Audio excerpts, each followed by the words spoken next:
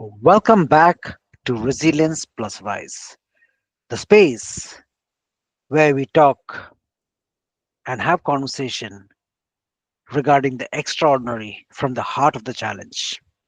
I'm your host, Thomas Carrier, and if you're feeling a pull towards a deeper purpose, a more impactful legacy beyond the peaks, or been stuck in the valleys, you're in the right place. Because just like 26.2 transformative miles I explore in my book, my best-selling book, life's most significant chapters often begins when we're ready to redefine our finish line. And yes, this is available to buy. Today's guest, Daniel Kuhse, a CEO at White Mountain Coaching, Arizona. His goal is to provide coaching support, guidance, and resource to help families, communities to navigate life's challenges, ensuring that no family faces them alone. He takes his practice to the less unfortunate that cannot afford mental health coaching services. He sees his services being spread in schools, homes, and in communities. Previously, he was from the Gila River Indian Community Behavioral Health. So, with this, Daniel, welcome to Resilience+Rise, the podcast. Thank you, Thomas. So, you're a coach and you have taken on a challenge about making a difference. I tell at times is that sometimes our deepest of purposes comes from our deepest of wounds, which may be or which may not be true. Also, there are times wherein I say is that we allow our light from within shine the brightest where there are scars. Daniel, what's your story? My story, it started 25 years ago. Wow, okay. 25 years ago. Long time ago. Started as me and my wife adopted a couple children from the foster care system in Mhm. Arizona. Um, so once we got a sibling set, boy and a girl, 4 and 5 at that time, that everything was complete, finished. Our home study organization, which is basically behavioral health agency in connection with the state agency of foster care.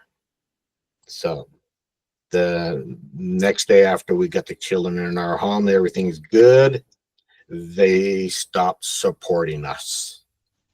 They would not connect, give us resources, give us guidance or tools to learn how to parent children that have trauma. And take myself back 20 years ago, I was just a teacher at that time, wife working in the finance industry. So no tools, no parenting experience, automatic family overnight. Excited. Um, um, what's another word? Scared, I can say at the same time. And not knowing, but that's how we felt. Our children felt different, and we did not understand that till years passed. They were in a traumatic state of mind at where they were at. They were they had no clue who foster parents, no foster parents, but yeah, well, no clue who foster parents were, but not alone, adoptive parents at that time. They were figuring they were going home to home to home. They had about 8 different homes that they went to in a 2-year period, and was never told why they were moving. So we struggled with that with them at the same time. We were just part of another network of homes that they endured, as if, in a sense, they more or less felt they were getting kidnapped and going to one home to the next. And then when they got to our home, we were just part of the problem that they were dealing with. What was the age?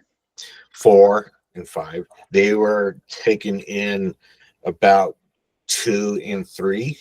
Hmm. Okay. 2 and 3.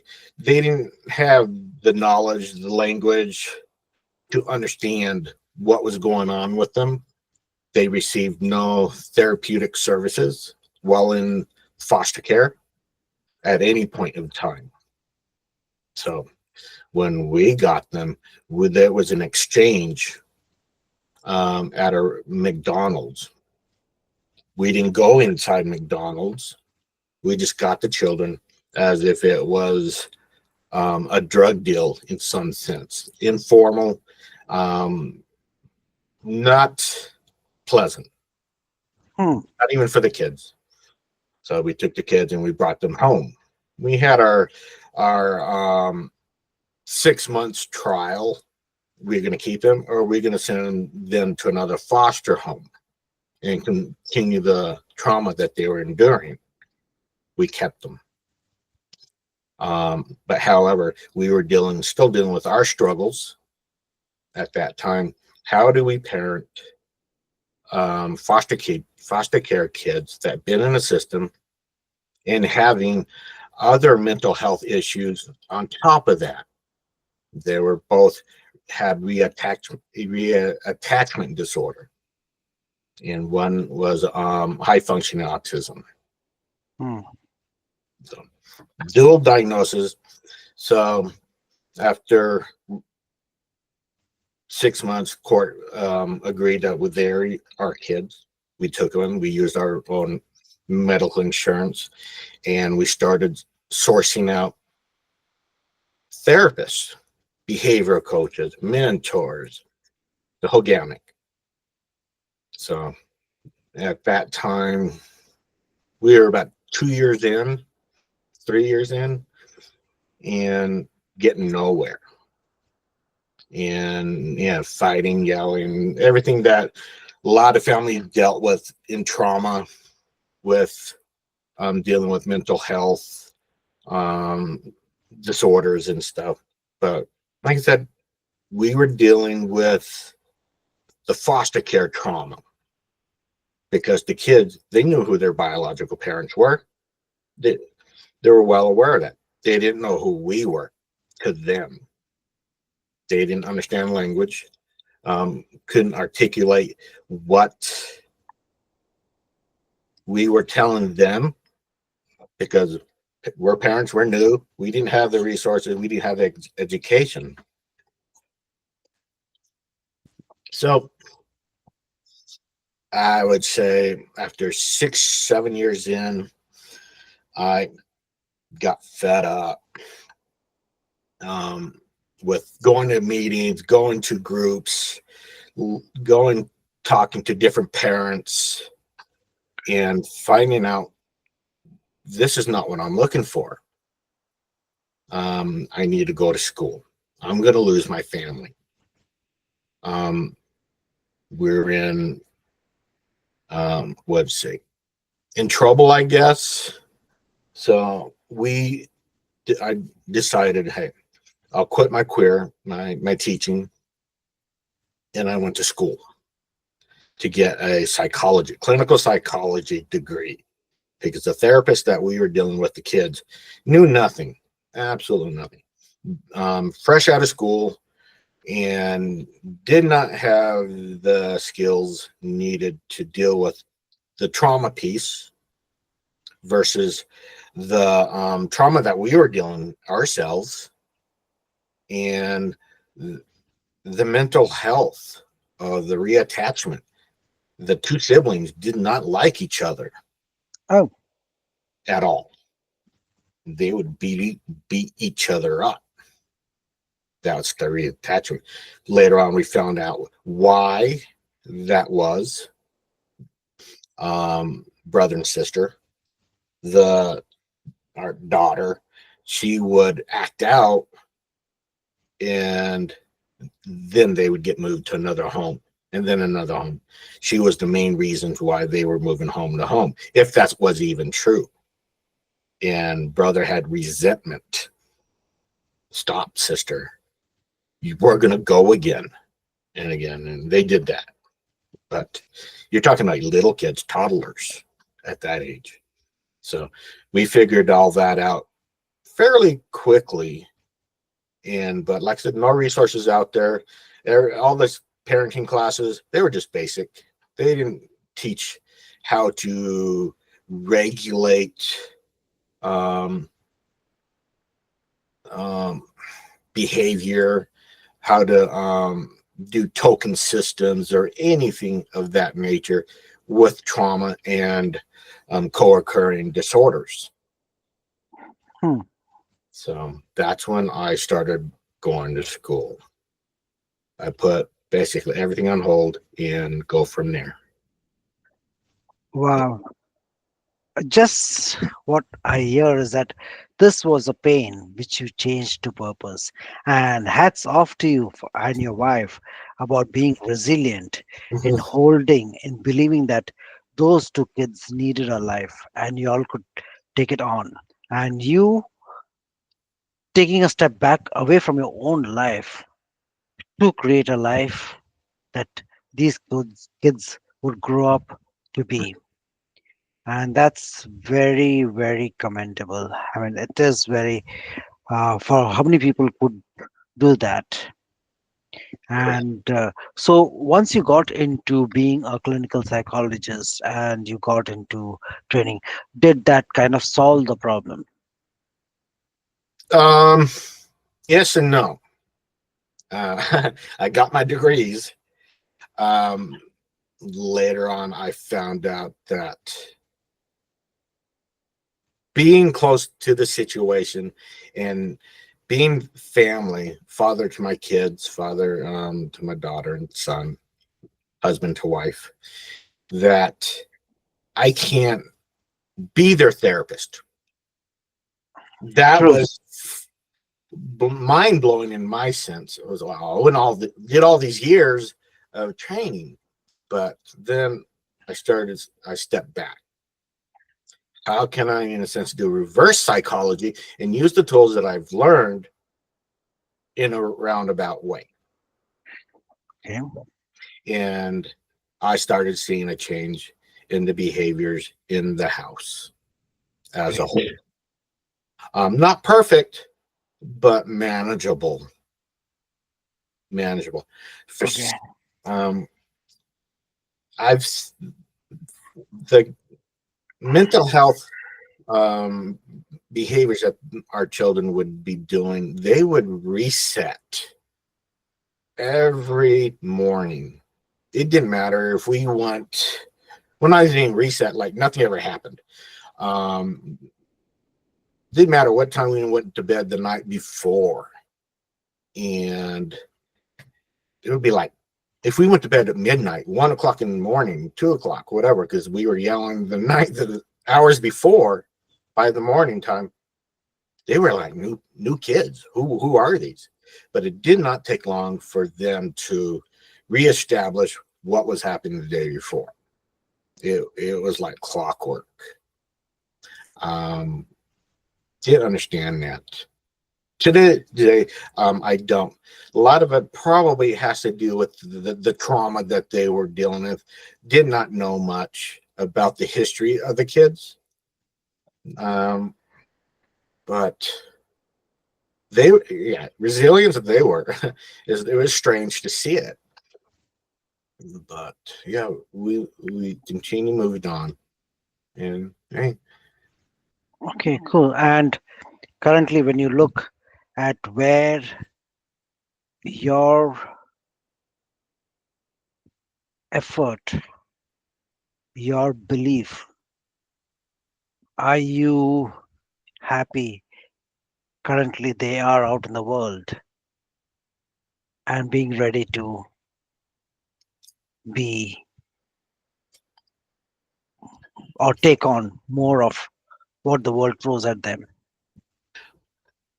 I am. Well, Wonderful. I am. They're set. However, let's get some more context. Sure. We struggle. So, like I said, we had a sibling group. Our daughter, she was the youngest. She passed away. Oh, I'm sorry. Yeah, she passed away at 17. A lot of it had to do because of the trauma that they were dealing with within. Um, did not want to live in one single place. They could never get over that. So they would go out. Not run away in a sense. They would go out um, and do whatever. Come back in. They weren't out all night or anything like that.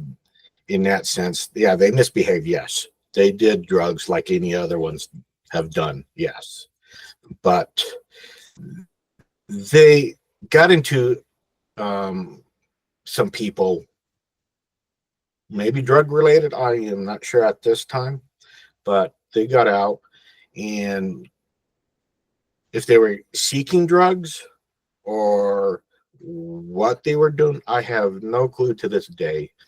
They went out, and my daughter with her brother with her got into a altercation and got beat up by some other kids around the same age. Head smashed in concrete. Was taken to the hospital, and for some reason, the Phoenix Children's Hospital diagnosed her natural causes is why she died, pulmonary embolism. I got a medical background, and I was furious on that. And I told him no. The day before, she was hit in the head, but that would be the cause of her embolism. They said, no, we're not going with that. So since that was the ruling, the police department basically dropped all efforts to seek out the people that actually killed her, because that would mean the hospital would be at fault for malpractice for not listening to me. I got an EMT background, so that's they did not like me in the hospital because I knew a lot of the background and how what was going on, and did not like that. So hard, another loss, another trauma for all of us. Um, However, I don't consider her life a loss. It kind of helped alleviate some of the pressures in some ways. Um, the arguing between the two siblings that stopped 100%. I hate to say it, but yeah, now he came closer to us. He's an adult now. We still have him. Doing beautiful, great. Um, Came to terms, apologized how he was as a kid, understood why he was angry. Um, he's upset what happened to his sister. We all are, and we move forward. We can't bring her back, but hey, we can remember and move forward with that, learn from it. And I think that was the breaking point. He's 26 now. The breaking point, how things changed, pivot into a positive direction. Um, but he stopped doing everything any child would do wrong. It's like, where'd this kid go? He got tattoos and stuff. Hates them now. He whatever drugs he did, won't touch it. He won't drink. He had alcohol and won't even touch it. We'll even offer it to him, and he won't touch it. It's Great. like, wow, he's changed. So, ask advice a lot since he knows my profession now. I wasn't going to go into um, clinical psychology or behavioral coaching business or anything of that sort. That wasn't my main focus. I'm a professional chef by trade. I was going to open a restaurant and do all that. But at the end of the point, I have a new calling. Beautiful. Amazing. Hats off. Yeah.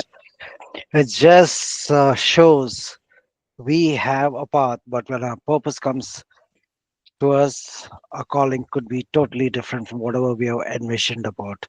And hats off to you, Daniel. Hats off to you. Incredible. So how this and when you talk about last 25 years and what you have been speaking, you have carried it on, and I know that you have translated those struggles, those challenges to today, how you are helping communities around you. What can you say about that? The communities I help are the less unfortunate. I can say we've done it, we've been there. Nothing can affect us in a stressful way.